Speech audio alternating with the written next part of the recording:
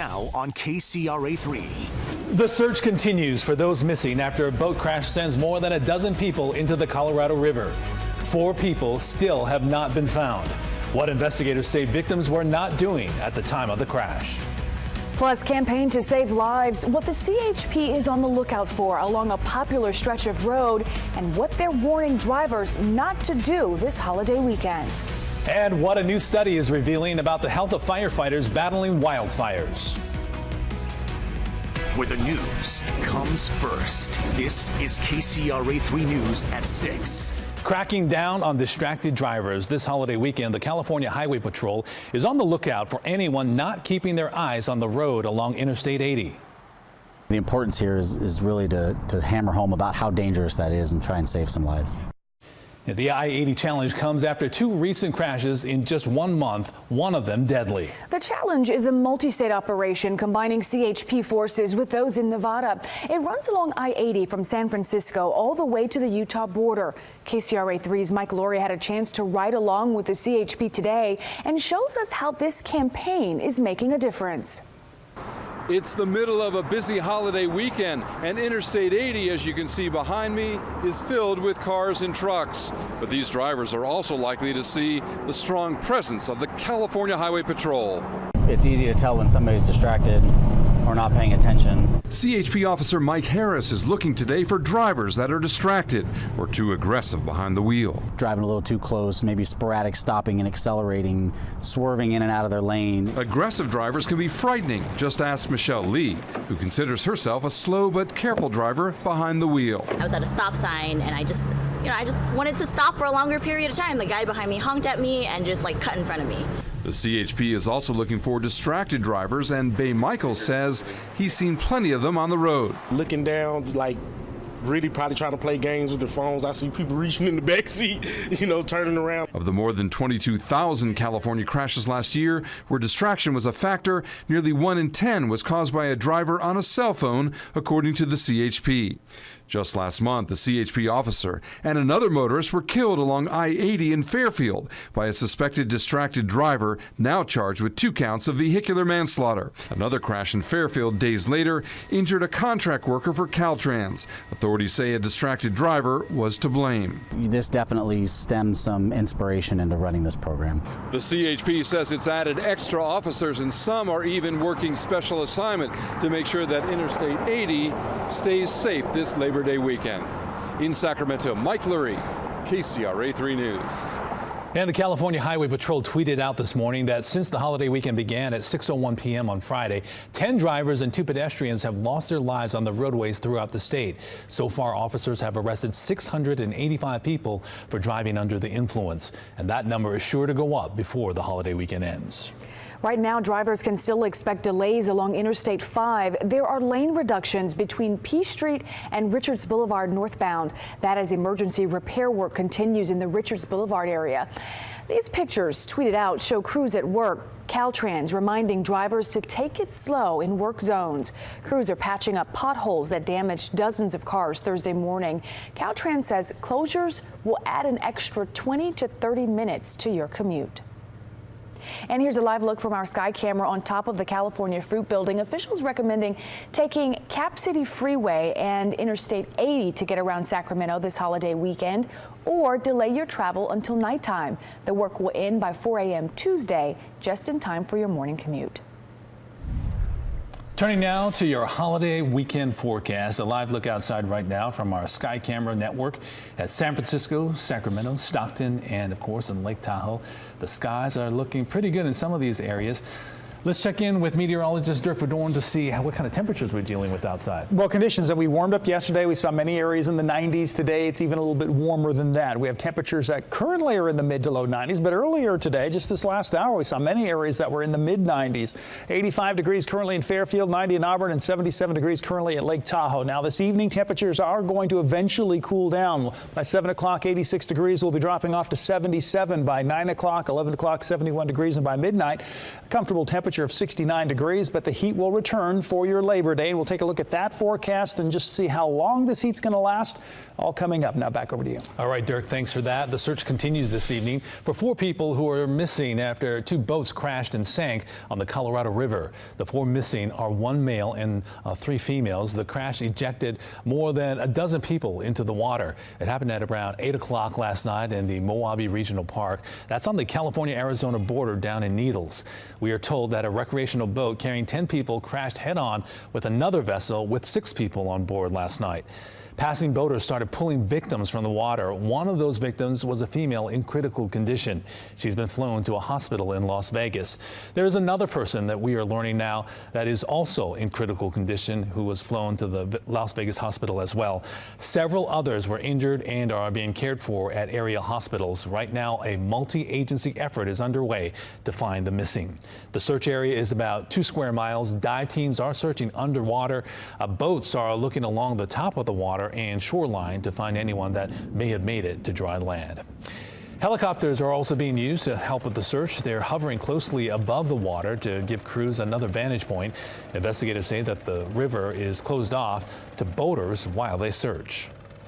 Unfortunately, it is all too common that we have accidents on the Colorado River, and unfortunately, in this case, a prime example, no one was wearing life jackets. It's not mandated that they do so, but we certainly encourage folks to do that because of situations just like this.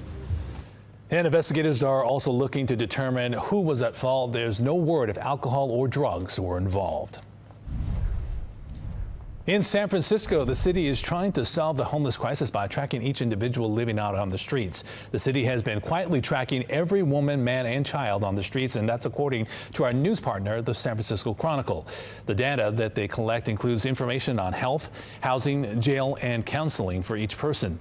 The idea is to then use that information to determine the right services each individual needs and have that information be readily available to counselors and shelters. This way, there is no duplication of services. Well, the system began last month, and eventually the city hopes to see a drop in the number of homeless people and less trash out on the streets. 4 families are displaced after a fire in a duplex this morning. It happened on Hayford Way in the North Highlands area. Sacramento Metro Fire tweeted out video and pictures of crews venting the flames from the roof. Firefighters searched the home for any victims, but everyone had already safely escaped. Take a look at the front top window there. You can see the damage left behind from the flames and smoke. No reports of any injuries there. Fire investigators are now looking into the cause. To the KCRA3 wildfire coverage now. Researchers are expanding a health monitoring study of wildland firefighters. This is what firefighters face when battling the Mendocino Complex fire. The study out of the University of Idaho on 9 firefighters found that firefighters' health declined as the season progressed. Firefighters had slower reaction times and lost muscle mass. This year, 18 firefighters are being studied. They're wearing advanced motion monitors to track how they hold up. Researchers are hoping to expand the study next year with more than 100 firefighters. Meantime, we're getting new video in this evening of crews working to contain the Hearst fire in Shasta County. Take a look at this water drop from a helicopter. The crews are dropping 2,000 gallons of water there. The Hearst fire is burning in Shasta Trinity National Forest area. It's more than 42,000 acres and 42% contained. Containment is up on the Mendocino Complex fires burning in Mendocino Lake, Colusa, and Glenn counties. That fire is considered one of the largest in state history. It's burned more than 459,000 acres. It's now 97% contained. All right, the final days of summer, boaters are enjoying high water levels on a popular lake. Up next, we take a look at how families are enjoying boating and the beaches. And celebrating Mexican culture in downtown Sacramento, the event underway that's drawing people from as far away as Chicago to enjoy.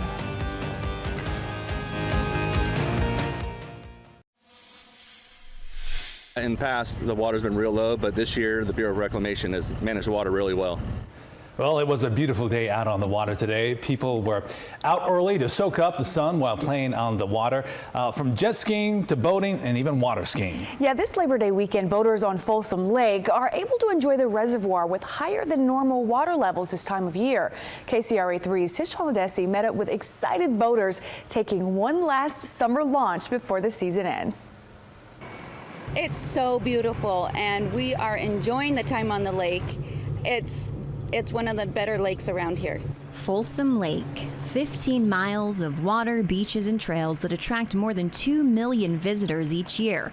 This Labor Day weekend, boaters and lakegoers are taking advantage of the lake's healthy water levels and lack of speed restrictions. You know, we've been out here before to Folsom, and it was just pretty depressing to see how there's no water.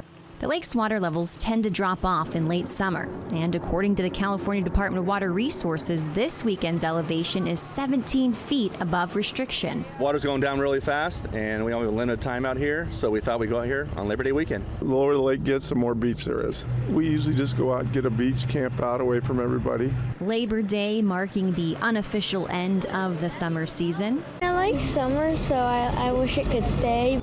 And although summer can't stay, and neither will these lake levels, boaters are taking advantage of it while they can. Oh, just enjoying it. High water, you know, and good weather, hanging out with family and friends. Life's good.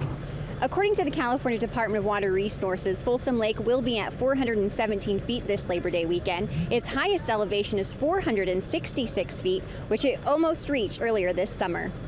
In Folsom, Tish Pomadesi, KCRA 3 News. And once Folsom Lake reaches 400 feet, that's when state parks will start with the speed limits and boating restrictions. Today, huge crowds gathered in Sacramento's Lavender District to celebrate the 31st annual Rainbow Festival. Music, performers, drag races, and dancing kept the audience smiling there. There were also several vendors set up with their wares and food. It's a $10 suggested donation to attend. The event raises money for various LGBTQ causes. Organizers are encouraging everyone to come out and enjoy. This is an all age, this is family, all are welcome, all come down and enjoy and have fun, so it's not just for the LGBT community, it's for everyone. And this year the hours of the street fair were expanded. The event runs until 9 tonight. A celebration at Cesar Chavez Park today in downtown Sacramento. A large turnout for the 12th annual Tejano Music Festival. People come from all over the state of California, neighboring states, and as far away as Chicago and Texas to take part in the Tex-Mex celebration. There's more than just great music. There's also food, arts and crafts, and of course, vendors. The event lasts until 7 o'clock tonight. And it really was a nice day to get out. Turning now to KCRA 3, the forecast. Meteorologist Dirk Verdorn with how the rest of the holiday weekend forecast, or the holiday forecast. Yeah, we've got the holiday tomorrow. Yeah. Today we still have this evening. It should be fairly nice. Temperatures are going to be gradually cooling off, so it's going to be kind of a warmer evening. And if you're outside and you're looking to the west, you may notice it looks a little smoky out there. Yeah, we are dealing still with some areas of smoke coming from the Ranch Fire and the Hers Fire that's off to the north. Temperatures in the 90s, mid to low 90s through Modesto, Stockton, and Sacramento. Lake Tahoe currently 77 degrees. These temperatures are ranging anywhere from 2 to 5 degrees warmer than we were last night at this time. 5 degrees warmer in through Truckee and Lake Tahoe. Onshore breeze, it's there. It's about 18 miles per hour. We're seeing 10-mile-an-hour winds currently through Sacramento. Stockton seeing a bit of a northwest wind blowing at 10 miles per hour. Daytime highs today did reach into the mid to upper 90s with 95 in Marysville, 97 in Sacramento, 95 in Stockton, 94 Modesto, 92 Fairfield, 90s in through the foothills, and 80s, mid to low 80s for Truckee and Lake Tahoe. Air quality, we have the areas of yellow, but you can see there's some areas of orange. This is in through northern Yolo County and on into Colusa counties where we see those levels that are unhealthy for sensitive groups. And it's this smoke that we're seeing again in the air this evening as the sun goes down. Satellite view showing conditions are fairly clear. Now we have a little bit of cloud cover that popped up over the crest of the Sierra. This has been happening to the south of Lake Tahoe. A little bit, it looks like, on through the Mount Rosa area just to the north of Lake Tahoe. But more importantly, we have the marine layer along the coast of California to help cool things off as we head through the night tonight and on into tomorrow morning. Forecast for tomorrow, plenty of sunshine. Again, we may see a few fair weather clouds drift over the crest of the Sierra south of Tahoe again, but for the most part, we'll be seeing temperatures warming into the mid to low 80s for Truckee and Lake Tahoe. Pushing close to 90 degrees tomorrow in Pollock Pines, and we should see low 90s in the Quincy area. Temperatures ranging in the 90s also through Grass Valley and Auburn, 93 in Jackson, Angels Camp, 95 degrees with southwest winds of 5 to 10 miles per hour. Along the coast, Still a marine layer will be there. In fact, it should get a little bit thicker as we head through tonight and into early tomorrow morning, and then it'll thin out as we head through tomorrow afternoon. Temperatures still expected to only warm into the upper 60s to lower 70s around San Francisco, but boy, you get away from the Bay Area and those temperatures really start to warm up. 92 in Concord, 83 in Napa, 92 in Fairfield, 91 degrees in Antioch. Valley spots starting off fairly comfortable in the mid to low 60s, and then we'll be warming up under sunny skies in Lodi to about 94 degrees, as well as Tracy at 94, 96 in Modesto, and Turlock you should warm up also about 95 degrees. So mid-90s and mid to upper 90s range is what we're looking at from Vacaville through Davis. 97 tomorrow again in Sacramento, so not much change, getting up to about 98 degrees in Roseville. 7-day forecast. The heat looks like it may stick around not only through your Labor Day but on into Tuesday as well. It's not till we get into Wednesday that we see some cooling, but we'll still be in the lower 90s through Wednesday, Thursday, and Friday with sunny skies. By Saturday, we see a little dip in the temperatures into the 80s, but then we go right back up again into the 90s by next Sunday. So no big changes. We're still feeling like summer, but in the mornings when it cools down, there is that fall feel. Oh yeah, and it is beautiful, even at night too, when the sun sets. Awesome, Dirk. Thank you so much for that. All right, Michelle Dapper is here, and she's going to tell us what she has coming up in sports. We got a lot to talk about in sports. First, the Chicago Bears introduced their newest defensive end, and it's Khalil Mack's first day on the job. Plus, on the links, what a day for Sacramento native Scott McCarron as he shoots to defend his title at the Shaw Charity Classic. Sports is up next. Now, KCRA 3 Sports, powered by Toyota. The Chicago Bears introducing their new monster of the Midway this afternoon. Former Raider defensive end Khalil Mack in the Windy City today, officially joining the Bears after signing a record-setting 6-year, $141 million extension, becoming the highest-paid defensive player in NFL history. Despite missing the entire offseason with the Raiders, Mack plans to hit the practice field tomorrow with hopes of seeing some regular season action in their opener at Green Bay. Coming from where I came from, which is a great organization, but coming to a staple and a real rich history-based organization is especially for the defensive side of the ball. It's going to be exciting and it's new, but I'm looking forward to it. As for the Raiders, they add 9 players to their practice squad today, including wide receivers Marcel Aitman and Saeed Blacknall. The San Francisco 49ers signing 9 to their practice squad, including former Oak Ridge Trojan Ross Dwelley at tight end, and Najee Toran and Jeff Wilson round out the 9 members of the practice squad. As for the Oakland A's, aiming to split the series with the Seattle Mariners this afternoon, keeping, of course, their lead on the final wild card spot. Felix Hernandez keeping the A's bats quiet until the bottom of the 5th when Stephen Piscotty connects for the solo jack there. It ties things at 1 apiece. The A's then open things up in the next frame. Marcus Semion's grounder to third is off the glove of Kyle Seager. It's into shallow left. 2 runs will score, and it's a 3-1 Oakland lead. The player of the game, Piscotty. 2-on, he gets all of this one. That's a fastball, and it's gone. A 3-run dinger into left field. A's win 8-2. Rubber match between the San Francisco Giants and New York Mets. Chris Stratton on the bump for the San Francisco Giants today. Top of the 5th, Mets up 2-1, and Austin Jackson slaps one into Triples Alley. But Gregor Blanco, look at this, races over, makes the outstanding diving catch. Take away that hit there. Nice grab by Gregor Blanco. Noah Syndergaard, masterful on the mound for the Mets as he gets Blanco looking. Then he gets Evan Longoria swinging for his first complete game, allowing 2 hits and striking out 11. 4-1 is the final. Sacramento native Scott McCarron aiming to defend his title at the Shaw Charity Classic. And check out this shot on the par 3 14th. With the 9-iron here, it's a 1-hopper into the cup for the ace. What a shot there. Then McCarron with the eagle attempt here on the 18 for the win. The perfect line, but it skims just past the cup. He taps in for birdie to defend his title for his 2nd win of the season, 8th on the Champions Tour. For this, it's really special. This is a phenomenal tournament, one of the best tournaments we play on the PGA Tour Champions. Shaw's one of the best sponsors, raising $22 million in the last 5 years. They're trying to raise $10 million this year. I love coming up here. I'm half Canadian. My mom's Canadian, so there you go. This is pretty special. It's her birthday tomorrow, so happy birthday, Mom. Happy birthday, Mom. It's moving day at the Dell Technologies Championship Round 3 in Massachusetts. Tiger Woods continues to find his groove. Caps off another solid day. Chance for eagle here on the 18. Slides just past the hole. He'd tap in for birdie to finish a 3-under round of 68, tied for 16th.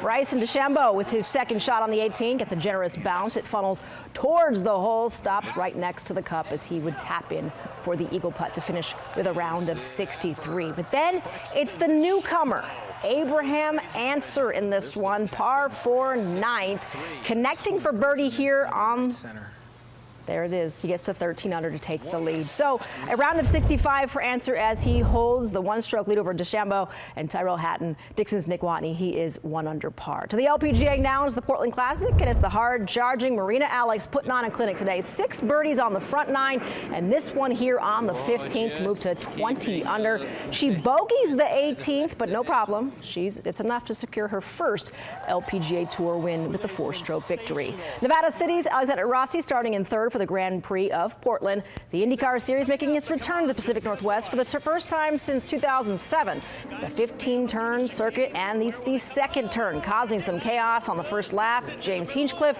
jumping the curve, spinning, and sets off the chain reaction, including points leader Scott Dixon, Graham Rahal, Ed Jones, and Marco Andretti, who goes airborne, lands upside down. 1 lap to go. Takuma Sato in the lead. Ryan Hunter-Reay waiting to pounce, but can't get close. Sato holds on to win his first race of the year, 3rd of his career. As for Rossi, he finished in 8th. So with the drivers making their way to Sonoma in 2 weeks for the series finale, only 29 points separates Dixon and Rossi for that season championship. So, of course, I'm Team Rossi, so go for the local guy. Okay, and we also want to say, of course, happy birthday to Scott's mom. Yeah, exactly. Happy birthday, Scott's mom. That's right. All right, thanks, Michelle. All right, coming up next, the Truckee Police Department thanks the community for helping them find an injured bird, where officers found that bird, which they say can't fly.